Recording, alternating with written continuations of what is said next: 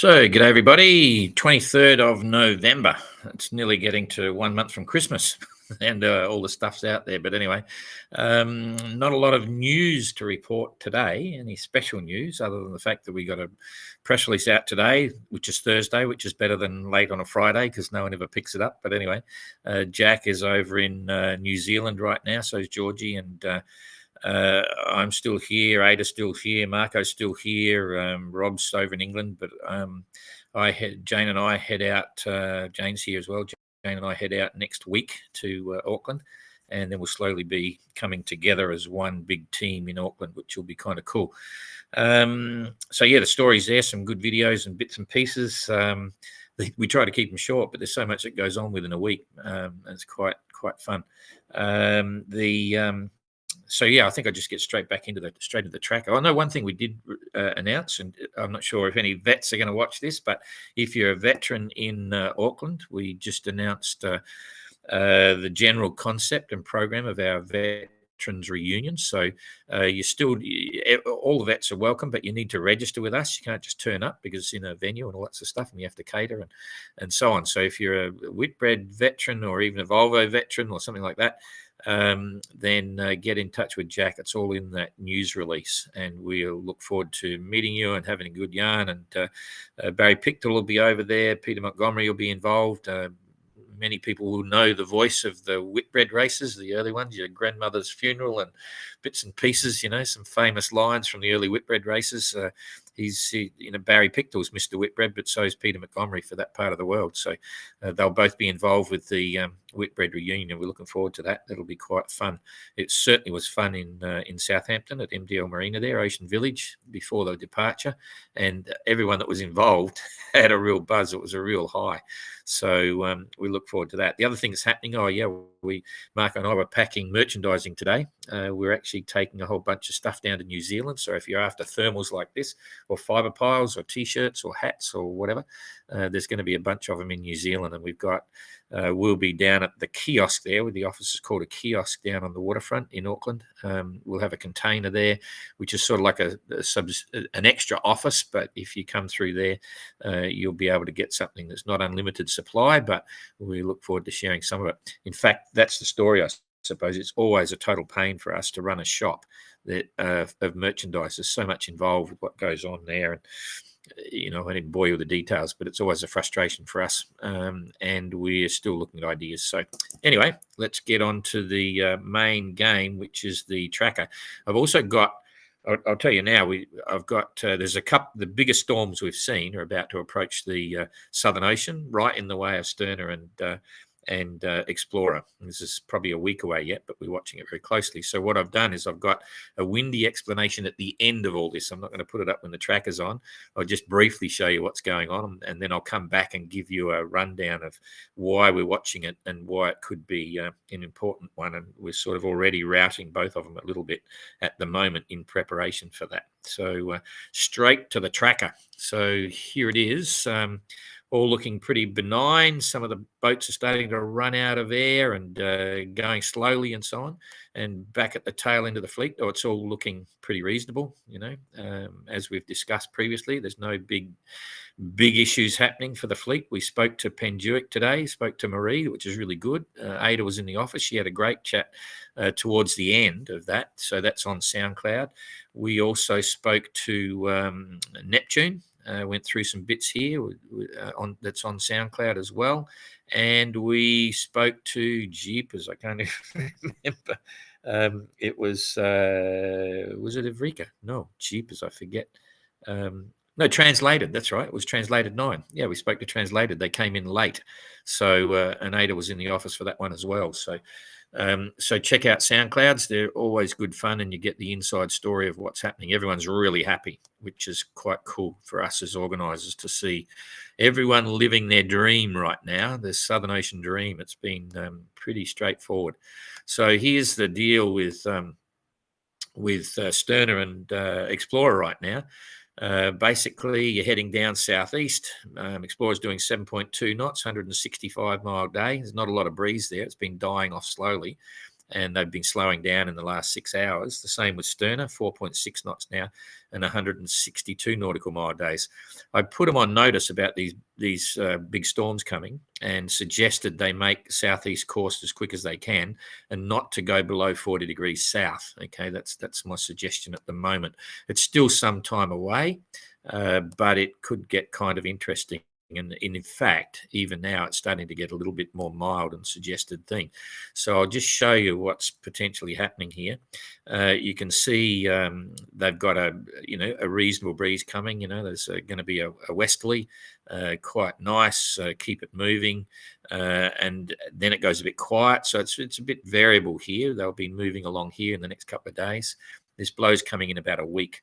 So they'll make average speeds through all of this, and so it goes, 26, moving through the 26. By then, they're coming up around here somewhere. They'll be, and we're suggesting at the moment they hold around about here. And just at this point, they'll be somewhere around here. I think if it holds this way, and it's a week out, everything can change dramatically, we'll be suggesting at that point they make north as quick as they can. And they'll be down here somewhere and they'll be making northeast as quick as they can. They've got to get up, potentially up above 35 degrees south. So this is 40 degrees south here. There's 30 degrees up there. They may have to head up, right up here, up to 35 degrees and let this stuff try and go under it. So you can see here, this is just on the tracker one, the Yellowbick tracker. You can see this preliminary one starting to come up, and you can see it starting to form. And these are the real nasty ones where you get really tight, confused centers and so on. And this would normally be where they're traveling, in the 40s. And if you get caught on the bottom side of it, you get sucked into it. You can't afford to let that happen. You need to be on this side of it as it's forming, because it potentially blows you away. If you're in it, you're going to blow out of it. Whereas if you're on this side, you got headwinds and you're going to get sucked into it. So you either got to try and backtrack and keep south or whatever, because this has the potential to be quite extreme. And because the center becomes confused and calm winds, you've got a westerly here, you've got a northeasterly there, you've got an easterly here, you've got a southerly there, you get completely confused seas. And we've had a lot of experience seeing the results of that in the GGR when they get quite tight. And so, there's any number of places here that you don't want to get involved with. And these are quite strong winds. These would be gusting 50, 60s, and maybe even more in here. And it's right in their way. They really got to, we're not sure whether we'll be able to get them out of the way, but we can certainly minimize the impact. So we're watching that very closely. And you can see it's quite a big one. So, and in fact, it's preceded the one before it. This even gets bigger as well. The rest of the fleet will be gone. This is a special for Sterna and Explorer. So we're watching that, and I'll give you another explanation at the end of this on Windy. So we'll see how that goes. And for now, we come back here to the fleet. This is perfect sailing for some and not for others. You can see there's a big area of no wind there. This is a typical high now. It's squashed up, but it's got a defined center with not much wind in it. And even Penduic was saying earlier on in the SoundCloud that they were in a bit of a hole, not a lot of wind, but they have now, not in a bad position. Marie was saying they're going to dip. Translator was saying they were going to dip down as soon as they get around the waypoint. So Translated's heading up there as well. Anyway, back to the last of this forward group, you might say. White Shadow, as we discussed last night, running out of breeze, just doing 4.1 knots. Nothing to be concerned about anything coming behind them, because this stronger wind is going to go underneath them, basically. So only 100-mile day. Sun's probably shining, enjoying the conditions. Nothing wrong with going slow after you've been going fast for a couple of weeks. And Neptune, had a great chat with them today and did 186 nautical mile days, still doing 8.6. And they're going to hold the breeze. You can see they're on the right side of the high, so that's good. Evrika must have got a good forecast, because you can see here they are talking to Australia, or they're not, they're getting the Australian forecast, and they would have known where the center was, because that's what the forecast gives you, the center of the high, and they knew they had to get below it. you don't want to be in line with it. You need to get below it. So I would say they picked up a forecast there, and that's why they've dipped down. Tapio's a bit the same. They would have noticed that if nothing else, even if you didn't have the forecast, if as you're going closer, you can see the barometer dropping because your isobars are going around like this. This is the high, and then the isobars are going down and down. So as you're approaching, the barometric pressure is going up and up and up, and the wind's getting lighter and lighter. And you say, oh, we're headed for that. You can simply work out where the center of it is by having the wind hit you in the face and stick your arm out, and that's where the center of the high is, and it's the other arm if it's the center of a low. So whatever the reason, they've headed down southeast, which is good. They're holding the breeze, and Evrika okay. Having said that, they're only doing 4.1 knots and 164 nautical mile a day. So maybe that's because, let's see here, that was 1600 UTC, and this is 1930. So yeah, okay, they probably had a bit of a light wind back then. So that's 5 o'clock. And it's now local time, and it's now 8 o'clock. So 3 hours later, they're probably sailing a bit better now. Anyway, who knows? Outlaw, a bit the same, 4.2 knots, 166. So they've probably, this centre's probably moved a little bit, and I'd say they'd be sailing now. So when they get the next report at 2000 hours UTC, you'll probably find they're all sailing nicely again. Galiana was secure, 5.3 knots, 179 nautical mile days. So yeah, that's shown a bit strange. But anyway, Triana had speed, 6.9 knots, 198 nautical mile day. And you can see it's obviously because this calm patch has come over, but this weather now is, just to be clear, is at 17:30 or 19:30 hours, whereas the position of the boats is at 16 hours. So it's 3.5 hours further advanced, this weather image. And yeah, we'll wait and see what happens in another hour or so. L'Esprit d'Équipe doing 6.8 knots and 190 nautical mile a day. That's okay. The Spirit of Helsinki, 218 mile a day, 8.9 knots, still moving. They look as if they're absolutely going to park, because this high will be going out to the east, and they're going to hook up with a bit of that, I think. And the same with Maiden. At the moment, they're still doing 8.8, but we'll see in a minute when I progress the weather a bit more. 221 nautical mile a day, that's good. Still holding 333, third in line honours, third in IRC, and third in flyer class. Having sent the press release out, look at that. They're still holding, translated 9 is still holding first in IRC, first in flyer class, and second in line honours. When we sent the press release out, we'd done it all, and just as we were about to send it, translated hooked up and took first away from Penduic. So they're only like very close, within an hour or so of each other. So translated are doing cool. They mentioned in the SoundCloud they're heading up to the waypoint, and then they'll dip south again to keep it going. So it's all a bit of a boat race, and they're all, not bothered by heavy weather of the Southern Ocean, and they've gone halfway across. So it's all good. Penduic, 9.6 knots, 203 nautical mile a day. So all looking good. Now we'll just progress the weather. I'll make that back. Maybe that's too small. We'll keep it here and just focus on the immediate weather. I'll come forward a bit so you can imagine the boats moving forward slowly but surely. So this is going through till 24 hours. So you can see the high is moving very fast, and this may affect Penduic. You can see because they're on the wrong side of that now. And we discussed this last night. They're going to have to make a decision on what they want to do. But it won't last long. It is moving very fast, so that's good. So on the back end of it, you've got this northerly. So all of these boats will be sailing well with that northerly, taking it on the beam. When it goes north, it gets cloudy and you get rain and so on. I'll look at that in a minute, see if I'm correct. But also the sea state doesn't, it actually drops down pretty quickly. When you get a southwesterly or a southerly for constant direction and so on, builds the seas up and the swells quite a lot. But as soon as you go northwest, apart from having a cross sea against the established regular southeasterly, it doesn't get too big. So having said all that, let's just have a look at the clouds first. See what happens. Yep, it's all cloudy on this side. Marie's in the sunshine. because that's coming from the east and bits and pieces. So you can see the whole fleet's under cloud, so they won't know where they are, but they know they're not lost because there's nothing to hit, and they'll all be working on dead reckoning. And that's simply logging your course and speed and then adding it all up. So if you've been doing 6 knots every hour for 10 hours, you've progressed 60 miles, and that's just you put that on the chart, and it's just course, direction, and speed, and just keep adding it up. And you can do that for days and days, but the more days you put it down guessing, it gets less and less accurate.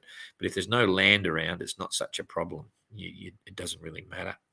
So that's the clouds. Currents should be virtually nothing, all generally going in the right direction. Yeah, if there's any current, it's all going out to the east, just following the wind flow. That's interesting. While we're there, have a look at Explorer. I think was got a bit of a kick.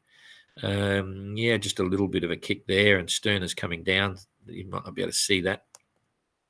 So they've got light winds, but they'll get a bit of a shift on this current. Sterna will get a good lift there, coming down here, and Explorer's got a little bit, and then it'll get spat out, and that's it. So anyway, back to the main fleet here. So we've got cloud cover, currents, wave height. Yeah, it drops off when the winds are light. These are northwesterly, but that's quite calm. It's only down to a couple of meters, so they'll be enjoying that for sure. These guys have got 3 to 4 meters again down the bottom of the fleet. So all in all, they're having a good time. So that's on the 24th. So this is the 25th rather. That's a day and a half out. It all looks good, and we come through to there's the second day. The second day again. Okay, Penduic will be away on that. She'll come down, no doubt, on Port Tack. She's not going to go up there. She'll come down on Port Tack. That's how close they are from Australia. I'll just give you a distance off the coast here, about 600 miles off the coast of Albany, or Cape Lewin's up here as well, which is one of the great capes that they're about to go around. So, and then if we come down here to Translated is about 316 miles behind, 320 miles behind.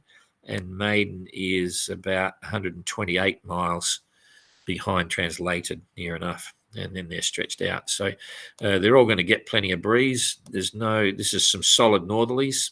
It'll flatten the sea a little bit. That's going to be 30s, gusting 40s maybe. So they'll be back in the thick of it. The temperature won't drop too bad. The temperature will actually go up a little bit, if anything, because it's drawing the air from up north, it's summer in the southern hemisphere. So it'll probably bring it up to 12 degrees or something like that, rather than being 8 degrees and so on. So a northerly is a lot warmer than the southerly. So anyway, that's I think that's about it there. That's 2 days. We'll just come back and see if there's anything that looks like a storm or a big hole. Marie discussed this high, by the way, in the SoundCloud. She was getting the Australian forecasts, and they were getting some WeatherFax information now. Australia transmits the WeatherFax charts. So they got that, and they've got to manage this high. So it'll depend on how it moves forward. I'll just leave this on the big picture and just push it through a few days so we can see there's no... get rid of this. It is just, this is the high they've got to manage. But at that point, they've just got a northeaster, so they'll be down coming through on Port Tack. Keep it going. I need to hit that again and see, just a classic high. So they'll be following in behind that. And at that point, you can see there's still nothing happening here. In fact, this is starting to get a bit fluffy for the rest of the fleet. They're running out of those consistent roaring 40s and 50s, because there's a low pressure system above them and there's one below them. So that's an area of instability, which is going to give the leaders a bit of a break. This is potential for Penduic, Translated, and whoever. Penduic and Translated will absolutely be 3, 4, 5, 6, 7. Oh, they'll be up here. They might get a break on this if the tail enders are back. So you're going to see the lead group probably pull away from the middle group in 4 days or so. That's not too accurate, but it looks like it might be possible. So just pushing again through. The only big storms are back here for Sterna and Explorer. So this is looking crazy, because by the time we get to the 29th of November and the end of November, That's another week away. They'll be Marie will be another 1,400 miles in front. So they'll be out of the Southern Ocean heading up in the Tasman. And if that happens, it basically means that part of the fleet has got all the way across the Southern Indian Ocean without seeing what I'd call a true Southern Ocean storm, which would be crazy. Touch wood, touch wood. So anyway, we'll just have to see how that pans out. That's probably, we'll look at the leaderboard now, just a quick one at IRC to see what the issue is with Translated and Penduic. Here they come. So Translated 38:13. Oh, jeepers, there's 35 minutes in it, less than that, 31 minutes. So Penduic is only 31 minutes behind Translated on handicap. Okay. And Maiden is a couple of days. 2.5 days behind. So it's all, these two are going to be continually swapping, and dare I say it, Penduic, because the prize really is an IRC win on this. That's where the prestige lies, if I can put it that way. And this is going to be playing out all the way to New Zealand, I reckon. So very exciting stuff. So it's Penduic, then it's Maiden a couple of days, and then the difference between Maiden and Triana is only 7 hours. 7 hours, and then the difference with Triana and Galliana is it's a couple of days. So there's a bit playing out there, even down the back between Avrika and Outlaw. Avrika and Outlaw are on top of each other. There's only 1 hour in it, so that's interesting. Neptune, another 5 hours. So there's a couple of close calls there. Explorer, history. Don't go there. They're not in the rankings for this one anyway. All right, so that's fine. I think we're done there. I'll come back to check out questions, and then I'll get on to the windy thing for Sterner and Explorer after, in case people want to go home or go watch TV or something. So they from South Africa, I think that is. Pete Melville, is it South Africa or Australia? South Australia. Happy Thanksgiving to everyone. Yeah, from Florida. Thanksgiving again, Margaret. Back in the tracker, please. Back to the tracker, please. Must have been. Hope it was working anyway. There's a French one. Can't work that one out. If the weather forecast gives you the lat long, then that becomes another aid to navigation. That's a long shot, Margaret. I wouldn't necessarily say that to a degree, but yes, possibly. If you're completely lost, it's better than nothing. Okay. So thanks, Janet. I saw a Penduic in Southampton that had these blocks on the stern just off centre from each other. Looked like some line feed system for a drogue bridle. Any ideas on their heavy weather plans? No, I haven't specifically discussed that with Penduic. Everyone in the event has to have a storm plan, drogue or lines or whatever it is. There's a few different options, and that's explained to the safety inspectors, but I didn't individually go and have a look. People have got different attitudes. Some have got some drogues. On Explorer, we use a huge car tire with chains wrapped around it, and we've got 100 meters of really big diameter warp. So the warp itself creates drag, and you can actually set that up as a big loop in the back of the boat, so it's easy to set and pull out. You can run the tire in that loop, so it runs around. The chain runs at the bottom of the loop, or you can run it right at the end of a long line. And they're big, heavy boats, 22-ton boat. The Explorer's 22-ton, maybe 23 loaded. It's hard to slow them down, but it's still important if you've got issues. So yeah, everyone's got a plan. Anyway, that's it. So I'm going to now just come on to windy, and in fact, I'll go back to the tracker first just to show you where they're going to so this could be boring for anyone else, but those that are interested in Explorer and Sterner might be interested in what I'm going to show you when I get organized here. Pull it all down here. Come up here, boom, boom. So put that there, and then bring the weather back to today. The good news about this situation, I looked at it this morning at 6 o'clock in the morning and thought, oh, that's interesting. And between 6 o'clock in the morning and 8:30 tonight, so it's about 14 hours, the forecast is already changing. Okay, so let's just say, and looking at the weather going forward, I'm predicting that over the next sort of 6 days, they'll be about 700, or next 5 days, they'll be about 750 miles ahead. So if we push this from here for Explorer about 700 miles ahead, somewhere around about here. Now that is actually 40 degrees, and this is 50 degrees east, right? This is 50 degrees east longitude, and I'll be suggesting to them they don't go below 40 degrees south. So they'll be tracking along here, and in about 5 days, which is about the 28th, they could potentially be at about 45 degrees east of Greenwich. This line here, and there's 40. So just remember that. Then we come back to Windy. I've got to go back here now, and then I've got to pick Windy. So, okay, so now I've got to go to Windy here, and we're between 30 and 40 degrees. First of all, I'll bring this right back to today's weather. And they were going to be, there's 40 degrees south, and we're going to be about, what did I say, 30 to 40, 30, about 35. Oh boy, now just let me wait check one for a minute. 30, 40, 45. Yeah, it was 45. So I'm back on Windy now, and you should be on Windy. I'm just going to check that. Yes, you're on Windy, so that's all good. Okay, so you're going to be at 45. So, oh boy.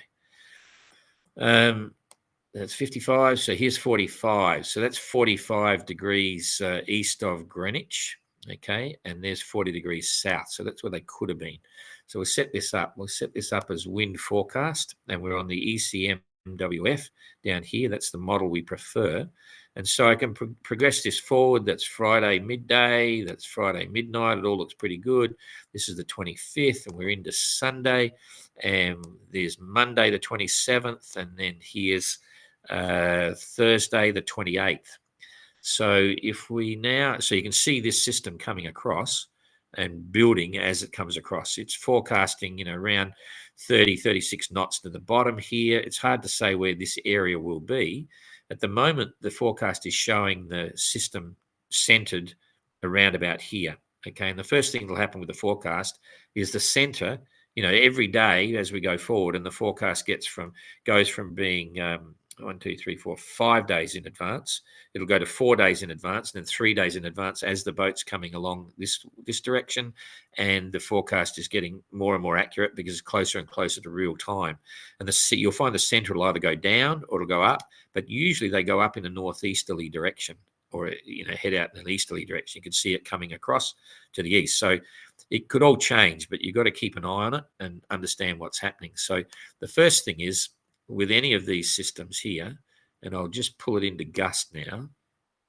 So here's the gust factor, and it's showing, 50 knots, 47, 50 knots over here. So there's the big gusts. And as you go away from it, less color is less and less. All right. Remembering this is 40 degrees south. And then you could say, if you can bring the boats up to the top here, you might just miss it and let it go underneath. It's also, but let's wait and see what happens. But the main thing there is, I mentioned previously, there's a safe quadrant and there's a dangerous quadrant. When you're on the bottom here, the wind is sucking you into the system as it's coming past you. So you want to try and get on the outer side of it so that as it goes past, it blows you out. If you're getting into trouble, you can pull yourself out of the system and let it go by. So that's definitely where they want to be. It's too risky to try and go under it. All right, and there's 40. So the day before, on the 27th, which is what I was talking about, as it's coming, there's a reasonable breeze. The boat will be back here. Someone will say, start getting north, guys. You want to get above 35 degrees south, and that's getting it up high up there somewhere. So if they get up to, and that's 35 there, as it's getting closer, you can see it may well go underneath them. Okay. And that's the sort of only real plan you've got. The other thing that can happen is this can intensify, get stronger and bigger, or the whole system could just start to fade away and drop out. And what's already happened with this compared to 6 o'clock in the morning is that it's actually, the center has actually opened up quite a bit. But the next thing I want to show you just simply is the difference in the models. Okay, so it gives you an idea of the accuracy. of potentially what it's like. So this is the ECMWF model.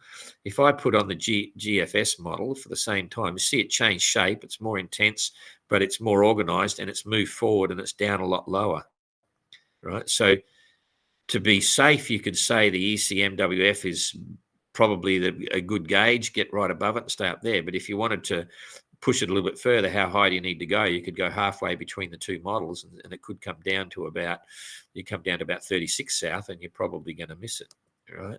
So you can see it's the GFS model is suggesting it's further south. Then you can say if you go under the ICON model, right, which doesn't forecast as head, it's even further south, and it's completely different shape. So it's probably a little bit too early to be concerned about it. I'm certainly not concerned, but we're just watching it. And the safest thing to suggest to Explorer and Sterna at the moment is to keep your options open and just keep following along this 40th parallel here, and not, because normally you're starting here, you'd go down to 45. And remembering, if we look at the fleet now, I'll come back to the tracker. If we go back to the tracker here, okay, so we're on the tracker now. I've got to swap to the tracker. Okay, you can see here everyone that was associated with the race was heading straight down. Okay, and they got down to 45, and this is basically 30, 40. This is where the storm is going to come through. They were already at 45s and 46s, right? Which makes it really hard if you want to all of a sudden get up above it. So that's why I'm suggesting that both of them should just, for the next couple of days, when they get down here, follow 40 degrees south and stay there. And then if we need to, a few days before, they'll have enough breeze to head up and get up above 35 degrees south and get rid of the impact. So that's really about it. I don't want to go any more. It's probably getting terribly boring, but at least you can see what we're talking about, and it'll be interesting to watch that as well, just for fun for those that are interested. But it's certainly shaping up to be the first engagement of what I call potentially a proper storm for anyone in the fleet that's the tail enders. So there you go. Anyway, okay, that's it. So see you tomorrow. Bye-bye.